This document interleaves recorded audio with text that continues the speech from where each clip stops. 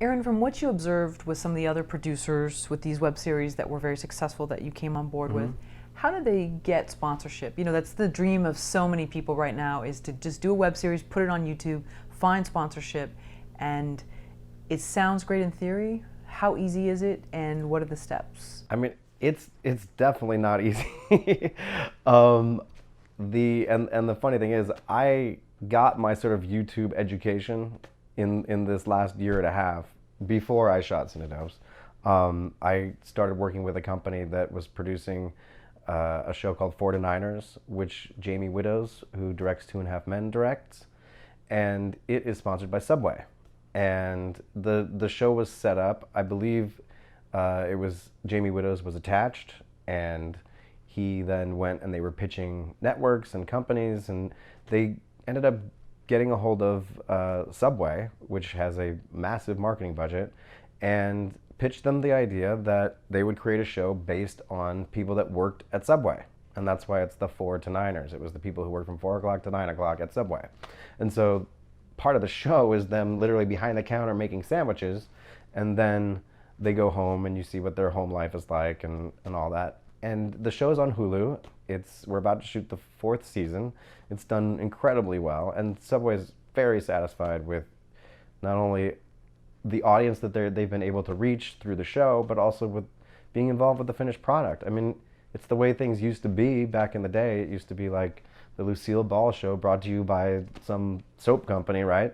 So in watching that, and then Subway was so happy with that they gave us this other show called Summer with Cimarellis, where we brought these 6 singing sisters who created a YouTube sensation by doing covers of songs on their own channel, and clearly they were able to deliver an audience of, you know, young girls and, you know, young teens, and Subway was having a hard time reaching those people, so they turned around and went right after that Cimarelli show, created Summer with Cimarellis, and the show was averaging over 1 million views per episode, was used everywhere, and we're doing another season of it. And so I think if you're looking for a sponsor, and this was the theory that I used for CINEDOPES, was you want to pick something that is going to solve somebody's marketing problem. and I feel like CINEDOPES is breaching this, or is approaching this issue of how are you going to market, how are companies going to compete in this new economy, this new cannabis economy that's blowing up in the United States. How are companies going to market? How are they going to compete? Well, it's a simple answer. It's just like it always was. They sponsor shows, they take out ads, and with YouTube and working online, it allows the creators to work directly with the sponsors. It cuts out the middleman, because we don't need a network anymore. You know, YouTube has provided that. You can start your own website if you want to. So with all of that freedom and you know, with the sponsors, if they think it's worthwhile to work with you, with all of that freedom, it definitely is. It's a great, exciting, you know, atmosphere for a creator, for people, you know, who have independent ideas and just aren't going to wait for the traditional media gatekeepers to tell you whether or not you can do your product. We just go straight to the market. Now, that brings up the other issue. Then with that comes the problem of marketing, you know, getting the eyeballs to your show, and that's one of the biggest challenges too. Well, I wanted to just go back. So let's suppose I have a web series about cats. Okay, I'm a huge cat lover. So what would I do? Let's suppose I've already shot 5 episodes. What would you say I should do to find sponsors for? Who like, would I approach Fancy Feast? Would I, and Cat what would Fancy? Yeah, what would my approach be? And would I do this by email? Would I call them? I mean, what did you see work? Because I'm sure they're bombarded these days. Oh, sorry, we only have a limited budget for, you know. What would be some tips that if I have this cat web series that I can reach out to people? Well, I think it's pretty much internet stalking, phone calls, going. I mean, and I can't really sit here and tell you what 100% works, because it's, I feel like there's so many different ways to do this. Sure. One of the things that can be frustrating with trying to develop your audience is that it takes time. And if you're going to a sponsor and saying, I'll give you these numbers, I can show you what I've already got, that language does make sense, on Madison Avenue. They are starting to realize the value of being online and having internet channels. But the problem is that their first targets are the people who are the industry leaders, of course. If you have somebody like the Cimarellis have 2 million, 7 million, or whatever it is, I think it might be 3 or 4 million subscribers on their channel right now. So if you're able to bring that sort of level of social media to a sponsor, that's a language they understand. If you're just starting out, like we are with CINEDOPES, ground floor, no one knows where you are, you're just on a shelf in this massive internet bookstore, it gets a little more difficult to walk in and say, hey, I'm going to deliver this audience that's friendly to what you sell, when you haven't been able to show the numbers yet, or you haven't been able to show the marketing yet. I still say you got to get your product out there, you got to get your show out there, and you start to build your fan base organically like everyone else does. Get on the comments, start talking to your fans, try to, you do a press release, you start contacting anyone and everyone that you can think of. But at the same time, you want to be smart about who you're targeting sponsor-wise. And we're going to be sending one of our producers to Colorado next week to start looking in Denver and see if she can meet up with people who are working in our business.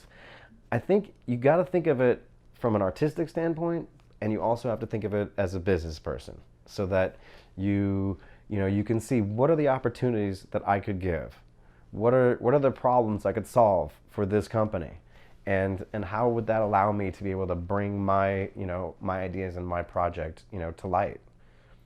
Okay, so let's suppose you get that meeting, or you get the phone call, or even if it's just an email opportunity with a decision maker that could give you a check. What is the pitch? I'm just curious. Like, is it baby steps, or do you hit them with everything? Do you say, look, this is our number, these are our numbers, sorry, this is our synopsis. What do you remember from working on like 49ers and different things like that, how they went about it? Yeah, I mean, that's the problem, is they were already up fully running. Yeah, I did the 3rd season, so they had already done all that. But I did, I saw them greenlight Cimarellis, and I did their 1st season. For me, it was, they reacted to the results. When they started to see that they were reaching those numbers, that they were getting, extra views, and their number one thing, I think, that sort of swayed it was that there was anyone who watched the show had a positive view of the brand after they finished, sort of to a T. And it was done in a way that, and the way those scripts are written, they're done in a way that they're not beating you over the head with like, the hey, buy Subway today, in every episode. The characters were real characters, and I think like what a brand, like protecting that brand, what it used to be, isn't what it is today, because now people are more willing to make fun of themselves a little, and they realize that the audience, sort of catches, is along with the joke. And I feel like a brand that's able to do that is able to roll with the punches, make fun of itself, shows that it's modern, shows that, it makes people attracted to it. And I think, you've got to partner with somebody who's willing to not interfere with the creative process, but at the same time trust you to not embarrass their brand. And so I would say you would target a like-minded brand, or whatever you want to do, and then when you get in there, I'm not the kind of person that says, wait till I show you the numbers or whatever. I think you've got to sit down, and at the end of the day, if a person wants to do business with you or wants to be in business with you, it's got to be more of, what do you agree, how do you get along? Do you agree with this person? Do you have similar philosophies? And is your roadmap leading toward the same destination? And I think if you sit down with a brand and you talk to them about what your ideas are, what your vision is, have as much to show them as possible. I mean, if you can do storyboards, if you can do, you know, a comic book, if you can do, you know, a little short presentation of, you know, a trailer or something, if you can start to show them what your vision is and what you will do if they entrust you with their money and with their brand, then do a deal and go into business, and hopefully it will work out. Because, you know, the brand itself can provide a tremendous amount of marketing. If they're behind it, they can provide that sort of missing element that us indie producers don't have, you know?